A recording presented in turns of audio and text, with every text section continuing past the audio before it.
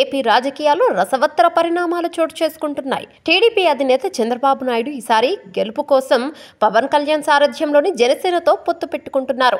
అయినా సరే ఎన్నికల వ్యూహకర్త ప్రశాంత్ కిషోర్ సలహాలు తీసుకోవడానికి సిద్ధమయ్యారు. ఇందులో భాగంగా ప్రశాంత్ కిషోర్ తో చంద్రబాబు సమావేశమయ్యారు. ఐప్యాక్ ద్వారా రాజకీయ సేవలు అందించే ప్రశాంత్ కిషోర్ 2014లో ప్రధాని మోదీ విజయానికి కృషి చేశారు. ఆ తర్వాత ఢిల్లీలో ఆప్, పంజాబ్ లో కాంగ్రెస్, ఏపీలో జగన్ విజయం కోసం పనిచేశారు.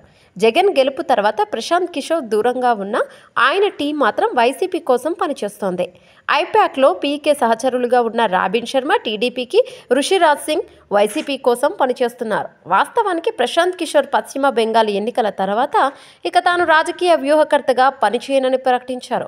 బీహార్లో సొంత పార్టీ ఏర్పాటు చేసి పాదయాత్ర చేశారు. అయితే అక్కడ రాజకీయంగా ప్రభావం చూపలేకపోయారు. వాస్తవానికి ప్రశాంత్ కిషోర్ వివిధ పార్టీలకు సలహాలు ఇవ్వడంలో రికార్డు ఉన్నప్పటికీ రాజకీయంగా మాత్రం రాణించింది లేదు.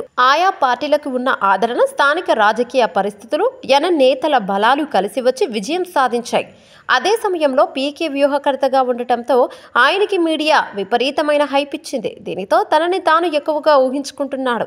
అందుకే రాజకీయంగా ఫెయిల్ అయ్యారు. సలహాదారుగాను తప్పుకున్నారు. అలాగే రాజకీయ పార్టీలకు అతని వలన ప్రత్యేక ప్రయోజనాలు అందలేదని, అప్పటికే ఉన్న పరిస్థితులు కలిసి వచ్చి విజయాలు దక్కాయని విశ్లేషకులు సైతం అభిప్రాయపడుతున్నారు.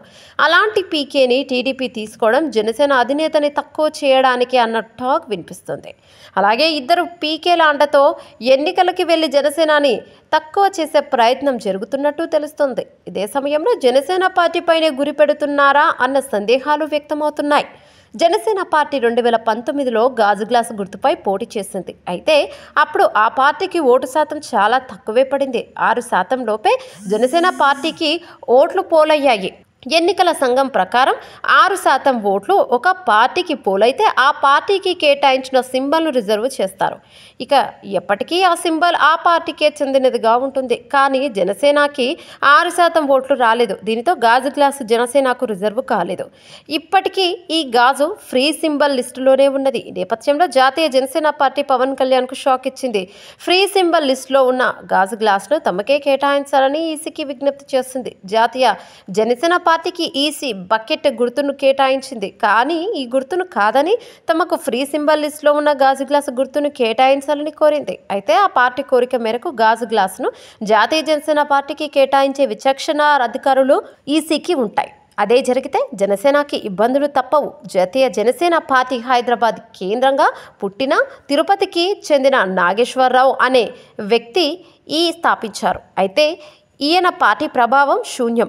ఇప్పుడు ఏపీలో ఎన్నికలలో కసరత్తు మొదలవగానే వేగంగా స్పందించి గాజు గ్లాసు కోసం జాతీయ జనసేన ఈసీకి రిక్వెస్ట్ చేసింది. ఫ్రీ సింబల్స్లో ముందు కోరిన వారికి వారు కోరిన గుర్తులు ఇచ్చే ఛాన్స్ ఉంది.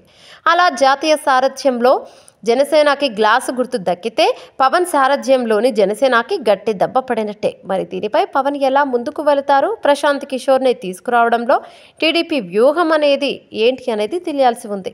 ఈ వీడియో మీకు నచ్చినట్టయితే లైక్ చేయండి, షేర్ చేయండి, కమెంట్ చేయండి, సబ్స్క్రైబ్ చేయండి.